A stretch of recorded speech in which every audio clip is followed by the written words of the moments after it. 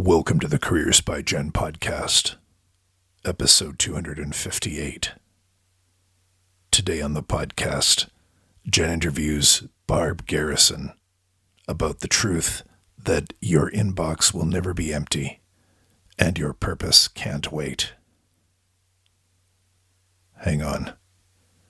Is she suggesting that emptying my inbox is not my purpose?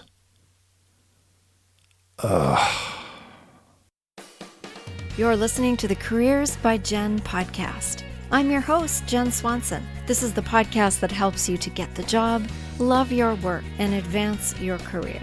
Careers by Jenn is a listener-sponsored podcast, and if you like the content, please consider supporting the show as a patron. You can do so for as little as $1 a month. Head over to careersbyjenn.com and click on support to learn more. Hey friends, thanks for being here. My guest today, Barb Garrison, is a fabulous resource, and we are going to be talking about your inbox and your life purpose. But before we do that, both Barb and I wanted to recognize that these topics might feel a little too light, given the state of the world and the events that have taken place since and just before she and I talked. And so I just want to take this time to acknowledge that and to say how incredibly heart-wrenching the killing of George Floyd was, and countless others whose names we know and that we don't know, and how it's really hard to know what to say or to do that will make any kind of a difference. But I did write something on my Careers by Jenn Facebook page this last week that attempts to sum up my feelings about all of this, and that acknowledges that as a white woman with all the biases and the privileges inherent in that, I need to pay better attention. I need to listen more, to learn, and to do everything in my power to stop the proliferation of racism and colonialism that seems to pervade our societies, and not just in the United States, but here in Canada too, and around the world. This is not a single country issue. It's present in different degrees and different ways all over the world. I need to use my consumer dollars in ways that support organizations that denounce this kind of behavior, that work to change what needs so badly to be changed. And I need to do my utmost best to begin always from a place of empathy and love. And so you can go read what I wrote if you like or not on the Careers by Jenn Facebook page. But know that because I do have a platform here at Careers by Jenn, I will use it. And I will no longer be silent on or delicate about, politics and things that are going on when it comes to these very human and critical issues. Because we are all affected by the suffering of one. And sadly, there are millions and millions more than just one suffering on this planet. Okay. I feel like I'm heading into a sermon. And I'm not going to. So I'm going to change directions here. But I know that I thought it was important to say something, and I know that Barb thought it was important for me to say something too. And so I want to change directions now, and I want to tell you about my lovely guest, who is someone with a huge heart and loads of empathy, and who devotes her life to making the lives of others more meaningful. For 18 years, Barb Garrison held a coveted position as the head of marketing for a large, well-known company based in Los Angeles. She was surrounded by a world of Hollywood celebrities, politicians, fashion designers, living the dream life, doing what many people would consider a dream job. But you know what? Instead of feeling lit up by her work, she felt drained. The constant stress was starting to take a toll on her body and her soul, and she knew she needed to make a change So she quit her job with no plan. She had no idea what she was going to do. And that's when the light bulb went off. She went back to school and became the exact thing she needed but couldn't find at the time, which was a career coach. Funny, that's what I do too. But Barb knows, and her story is so compelling. She knows firsthand what it felt like to feel unfulfilled in a career. And so in her Job You Love expert role at Internal Groove, Barb strives to use her professional coaching certifications, her degrees in communication, and all of her experience to help burned out, success-driven professionals make a change, design careers that make them leap out of bed even on Monday mornings. And Barb and I talked long before and after the recording that you're going to hear too. And so I know that you will love what she has to say about our topic today. So, Barb Garrison.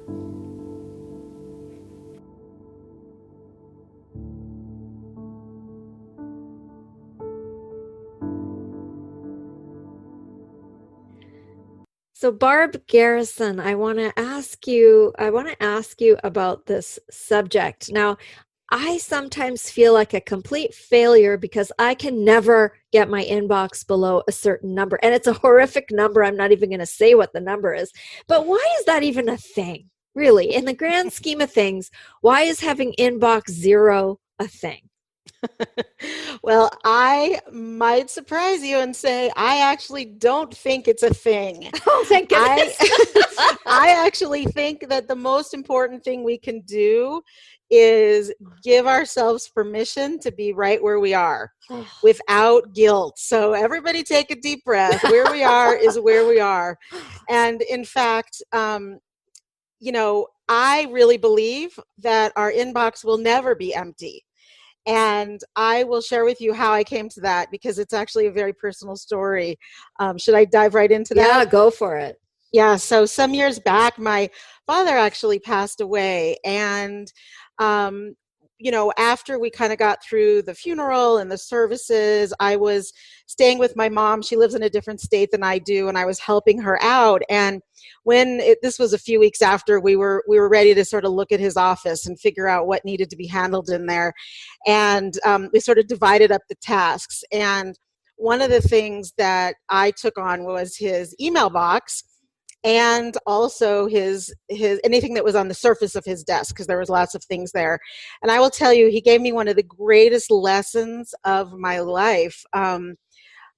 Because it hit me. I walked in his office, I saw his to-do list, and it was in his own handwriting, which of course is very personal and it had some emotion to it. But what hit me is, oh my God, our to-do list is never done. It's never done. And that sounds really obvious, but it was like I got it at a much more visceral, deep level when I saw it, because it was a physical list. He'd written it. And one of the things on there literally said, send an email to so-and-so. And there was like 4 of those. He had some things on there that he had crossed out and some that still said that. So I went on to his email to log in and see where he was in the conversation with these 4 people. And in fact, they were in the middle of a conversation. And I thought, oh my gosh, we are living as if we will someday complete our inbox, our email list. And we act as if someday we will get there. If only we were good enough, strong enough, fast enough, enough, right? Well, here's an announcement. You will never get there. Never. Because the second you get to 0, more come in. And in fact, I was checking my dad's email every day, and here's a person who's not even alive. And I was having to tell people, he had passed and what happened. And the emails just still kept coming and coming and coming. And I was like, we literally never empty our inbox. So I feel like it shifted everything for me about my email box, which I used to have a lot of guilt too, like you described. It was a big, big awakening that I now can't unlearn. Like it was like a bell I heard that I can't unhear. I'm so relieved. Well, good.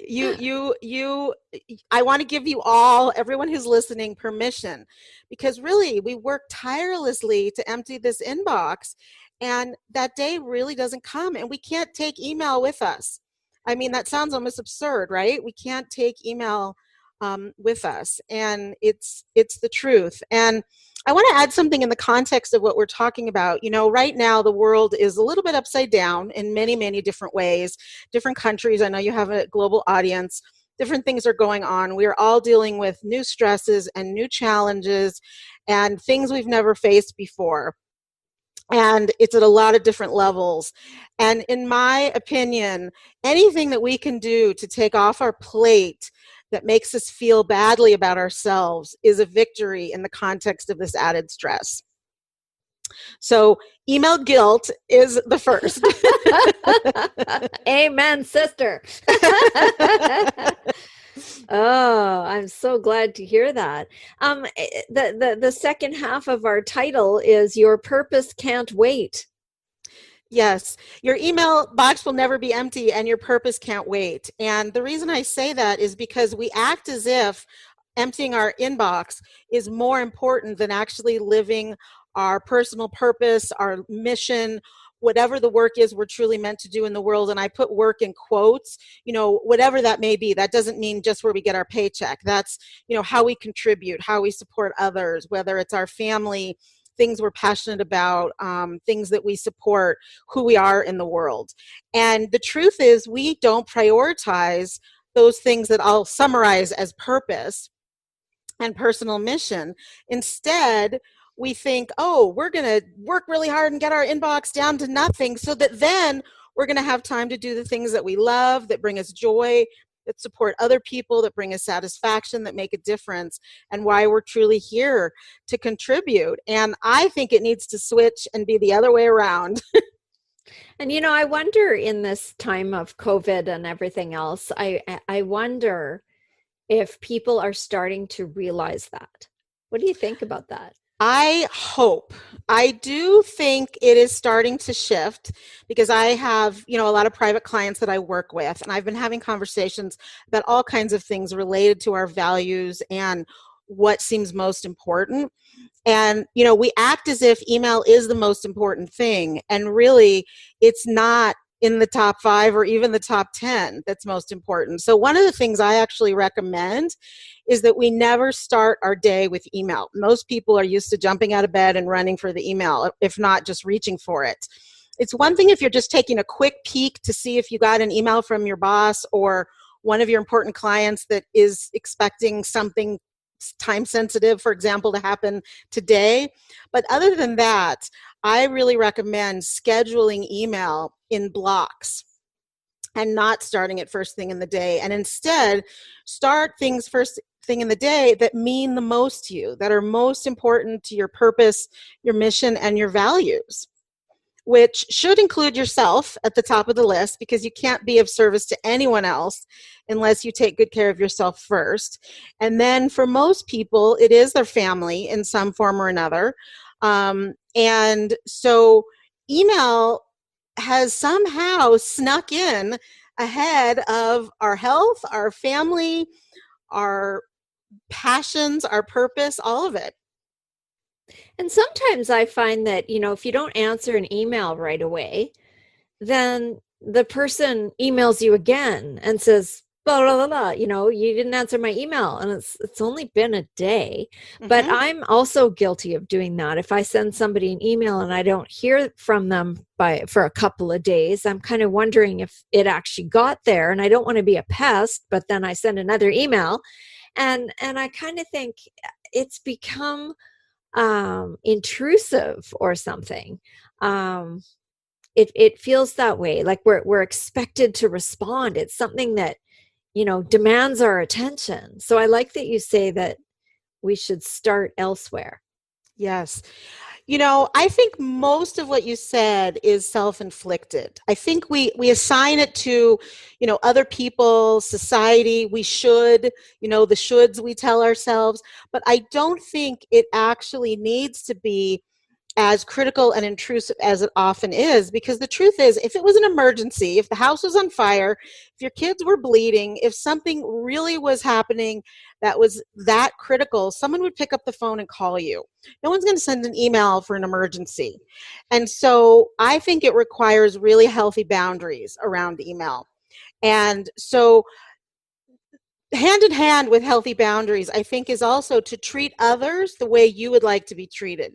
Now, I think this is true in our world for every subject right now, and moving forward, this is how we should be treating each other. However, if you don't want to have someone send you an email after 5 hours that you haven't responded, don't send them to other people, because that's saying do as I say, not do as I do.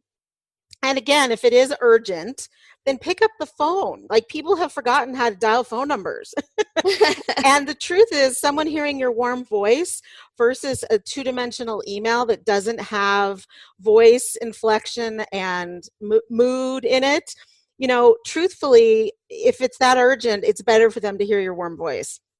Right. I just did a podcast episode a couple of episodes ago with a fellow who was promoting little video clips as being a great new way to communicate, and I'm intrigued by that as well, because, as you say, it's not just your warm voice, then it's also your smile and your face, and yes, and it's different. But yeah, I find that it seems it has almost become rude to phone without texting first. And so, yeah, it's strange, isn't it? I don't know where you got that idea from, but what I would recommend is that we don't take on those kind of beliefs or assumptions, because very often they are assumptions, because I don't actually think that's true. We have the ability to not answer the phone if we're in the middle of something, and that's what voicemail is for. And I find actually that people are really delighted to hear your voice and that you've actually picked up the phone, that old-fashioned technology we have that I think works well. I will tell you, Jen, I actually believe that email is great, not against email, but it works great for information. It's a two-dimensional tool. And so you want to remember, it's 2 dimensions. So it's flat. It doesn't have all of the tonality, all of the intention that you might personally have behind it. So it's easy for people to take wrong. I can't tell you how many coaching sessions I have with people who have taken an email completely wrong. And usually it's because they have a preconceived conditioning around a particular reaction to something that really has nothing to do with the author of the email on the other side. So if it has any emotion to the topic, I always recommend picking up the phone. Yeah, I agree too. And the conversation I had was with a group of 20-somethings who said, yeah, we hardly ever use the phone. Like, it's you text to see if you can then phone. Yes. And see if there's time to then have a conversation. It's not they don't ever use the phone, but this particular group I was talking to was saying, oh no, you don't just phone. I thought, that's so weird, but it's a shift, right? It's a yes. shift. And listen, worst things that could happen, right? Yeah. You might catch the person. Exactly. I'll tell you a secret to phoning is this is when we were all in our offices, which is a little different in today's world. But I will say sometimes the best time to catch people is towards the end of their day when they're winding down and they're not in meetings. And so that's one good way to catch people. And, listen, there's nothing wrong with booking an appointment to talk to someone. But it's certainly better than getting into a challenge with somebody on email when they don't understand the point you're trying to make and they've taken it very personally. Exactly. So your purpose can't wait. Tell us more about that. Yeah, so, to me, life, I hate to say it, but life can be short, right? And the things that bring us the most satisfaction, the most joy, and that make the biggest difference in the world are things that we were really meant to be doing in our lives. The things that contribute to ourselves in terms of our own values, as well as what we can contribute to others and the world around us, our communities, our families. And so I don't believe this is what I call a someday project. Someday I'm going to get to that. If COVID has taught us anything, not everybody has a someday. I mean, the truth is we didn't have it before COVID, but I think the reality of that has gotten a little bit more clear. And now is the time. I mean, nobody wants to be on their deathbed in a hospital bed saying, gosh, I wish I had emptied my email box instead of doing what really matters to me. Yeah. Yeah, that's true. And maybe for some, some people have had an awful lot of time to reconnect with each other and to get to some of those things they haven't done that they've been wanting to do. Others have not. Others have been working flat out through this whole thing and trying to figure out how to do things differently in a new way. So it's kind of varied, but hopefully there has been some time to slow down a little bit and a little bit more time to think. Yes, I agree. The clients that I speak to are having more of that, and I'm challenging them to have more of that so that they don't walk back out of their house in the same way that they walked in, that they're more intentional about the vision and what they would really like to have for their life and what really can go. I think that in this time, a lot of people have discovered that simplicity actually is helping them, and they're finding more satisfaction in simplicity. And so what things can we let go of? Yeah, I've been dreaming of, getting to a closet and emptying it and cleaning it out, but I've been one of the ones working flat out, so I haven't had time to do Yes. that. I will tell you, though, you mentioned closets. I think this is true for email boxes as well. It creates clutter in our mind, and it holds us back in many ways. It's sort of more things that we hold in our brain. And I am a big believer in releasing clutter as much as possible. So for anyone who has an inbox that has more than, I'm going to make this number up, 100 emails, anything that's more than 100 should be deleted.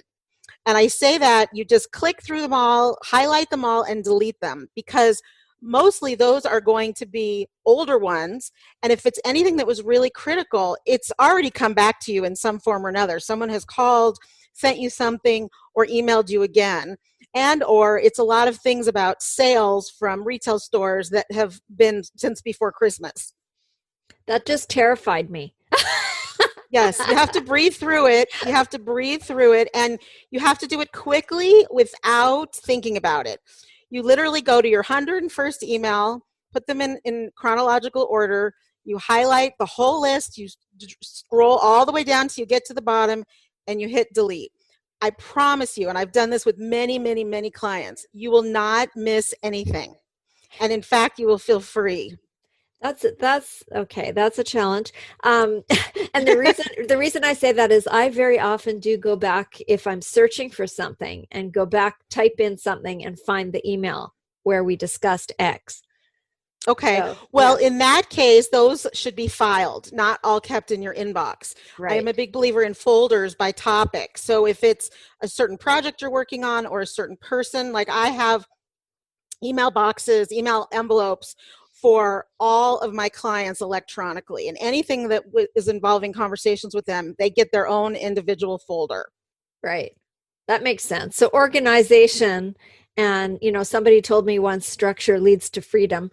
Yep, it's organization true.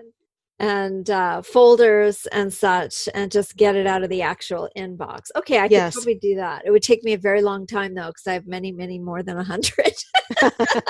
I would recommend that you schedule on your calendar an appointment with yourself, just like you would an appointment for the dentist or an important client, for an hour, no more than an hour. This should not take more than an hour.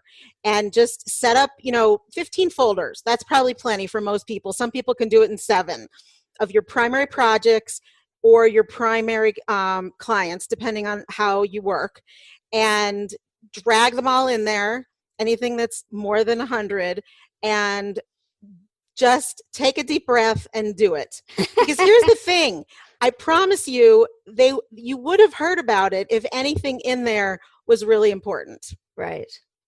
And it takes up a lot of, as you say, mental space, not just space in your data folder or whatever, space in your computer hard drive. Absolutely. Space in this computer, your brain, and your heart and your psyche, because you can't focus on your purpose and things that really make a difference when you're bogged down with things like that and the guilt that goes with it. So Barb, what does a morning routine look like for you? Great question. So one thing that I think is important for people to recognize is when their power zone is. And a power zone is when we're at our sharpest, our freshest, and our most creative. Most people have a couple of hours where they're really in their groove. And to get clear when that is. Some people are real early in the morning, some are late morning, some are night people, that's fine.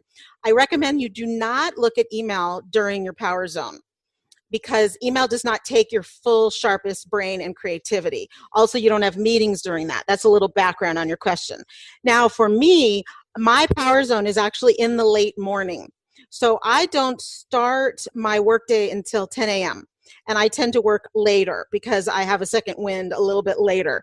So my morning comprises mostly of taking care of myself. What that looks like is sitting right up in bed and drinking a big glass of water, having some herbal tea. I move to a chair that's in my bedroom, and I do a little bit of writing, and I always write things that I'm proud of or grateful for. I usually will talk with my husband a little bit in the morning. I'll pick up a few things around the house, kind of my domestic duties a little bit, and I get myself ready for work.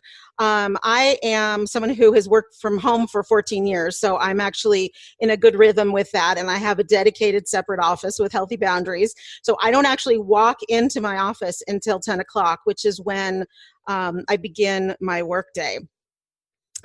Depending on my exercise routine, sometimes I'll do a walk in the morning, but I tend to enjoy walks at lunchtime. So I don't usually have that first thing in the morning, but what you can hear is I'm focusing on the things that are most important to me and that make the biggest difference. I then will focus on what moves the needle in my business the most, and that's what I do during my power zone.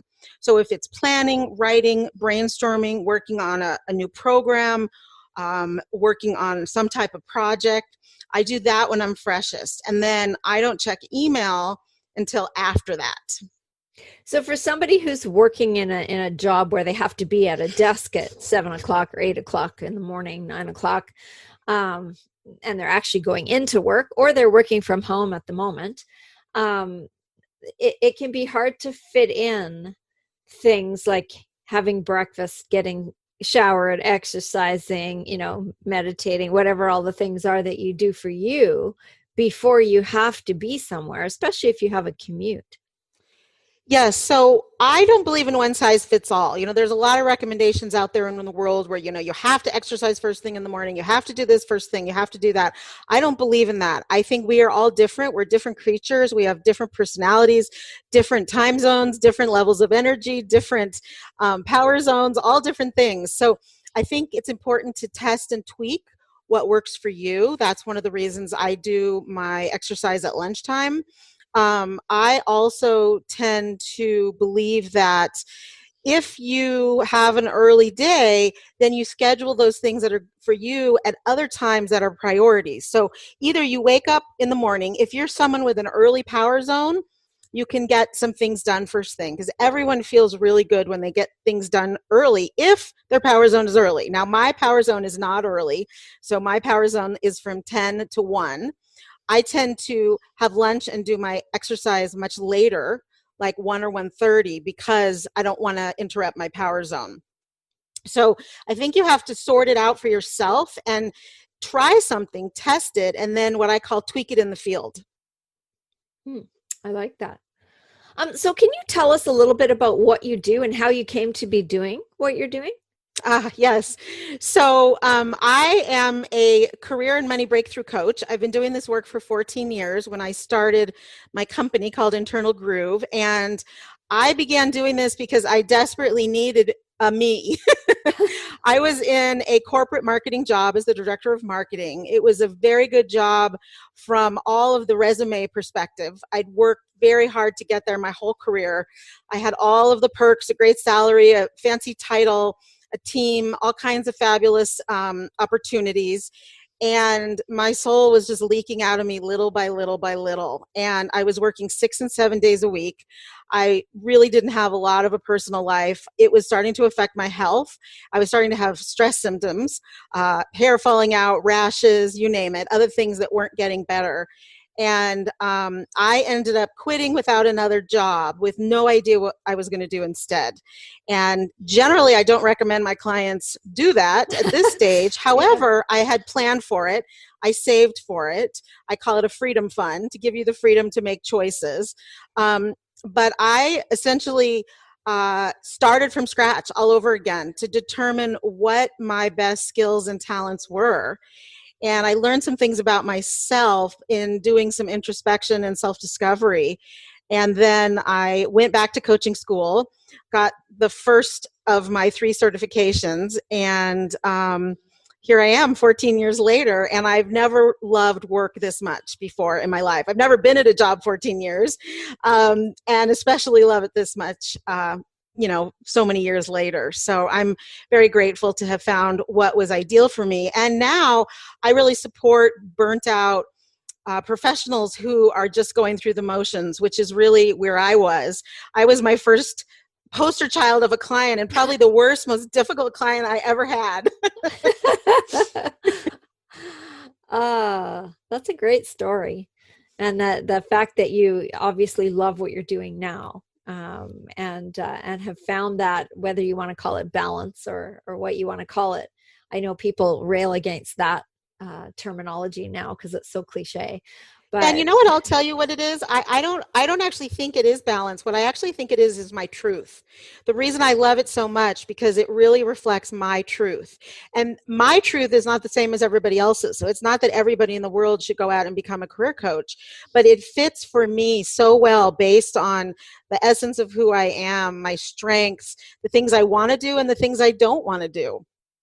I'll tell you a fun little PS to this story, which is, one of my 2 undergraduate degrees happens to be in psychology. And the only reason that's important in this moment is because when I was, a wise old 21 years old, I said, well, I don't think I want to pursue a graduate degree in psychology because I don't want to sit and listen to people's problems all day.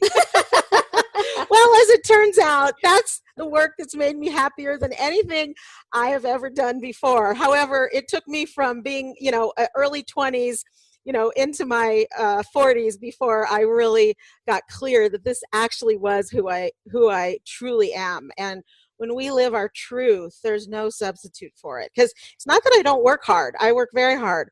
But because it's so in alignment with my truth, it just doesn't feel like work. It feels like joy. I've heard so many people talk about that. So many people say that, they started out thinking that this was going to be what they needed and what they wanted, but then they got to whatever they saw as success, quote success, and realized this is it. Yes. This doesn't fulfill me. This isn't.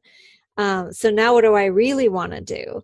And I've talked to so many people who have that same story, who, had it all, from the outside, from anyone looking in, they were successful in the way that society measures success, right? Yes. Yes. And so it's quite fascinating to hear, that you were able to do that, to walk away. It's very courageous. It was really darn scary, I will tell you. And it was one of the riskiest things I ever did in my life, but it turned out to be one of the best. And that was one of my lessons from it. I do think some of the things that take the biggest stretch for us personally are the things that actually can provide the greatest opportunity. And it made me realize more that I am courageous. And I'm not sure I would have said that about myself before I did that. And it wasn't always an easy path. I help my clients do what I did the hard way. I helped them do it more quickly, with more grace, with more ease, and without kicking and screaming the way that I did. Because, at the beginning, there was a lot of grief, when you work your whole career to get to where you think you're going to go. And you look around, you have golden handcuffs on, have a mortgage. I was newly married. I was terrified. And it took a lot. It took a lot to get there, and it took some time for me to get there. I didn't just like quit and the next day start a new business. It took months. Yeah, and it's sort of a one foot in front of the other, one step at a time. I know I have clients who are in the, in that phase where it's like, well, should I, shouldn't I, shouldn't I, because there's nothing wrong with what I'm doing now. Yes. But there actually is, Yes. eternally. Yes. Yeah. Well, and what I often will say is I hope my clients don't get to the point that I got to, because I was so burnt out that it was affecting my health. Mm-hmm. And it got to the point where I actually lost my voice, believe it or not, I was on 3 rounds of antibiotics, which was bronchitis at the time, that didn't really work. And now looking back, I'm like, oh, I lost my voice. Duh. Well, there's a cosmic frying pan. And so, my body was talking to me when I wasn't listening inside my brain. Yeah. Yeah. And it does that, doesn't it? Yes, it sure does. Absolutely. I really believe a lot of our wisdom lives in our body. I do too. Absolutely. So, Barb, if people want to find you, where can they reach out to you? Well, I actually have a gift for your listeners. So everybody write this down. It's MondayMorningLeap.com. MondayMorningLeap.com. If you go there, you can sign up just with your name and email address, and what you will receive is a tip or strategy in a very short 1 or 2 minute video every Monday morning that will help prepare you to leap out of bed and set you up for your week. So it's a very short strategy usually that I give you. And so I hope people will opt in for that, because they're the most frequently asked career questions that I get. And they're all together offered through that tool and that gift for everyone. It's completely free. There's no cost to it. Sounds great. Great. So they can go there and find you that way? Yes, because once you sign up, you will start getting strategies from me, and then there's going to be opportunities through that to reach out to me. Okay. And my website is internalgroove.com. Internalgroove.com. Yes. And do you have one last piece of advice for the Careers by Jenn listener today? Yes, I'm going to say to make a decision from this call today, make at least one decision. Make a decision about your inbox, make a decision to get rid of anything over 100, make a decision to create folders, make a decision that you know for sure that you're not going to take emails with you, and you're going to stop feeling guilty about it.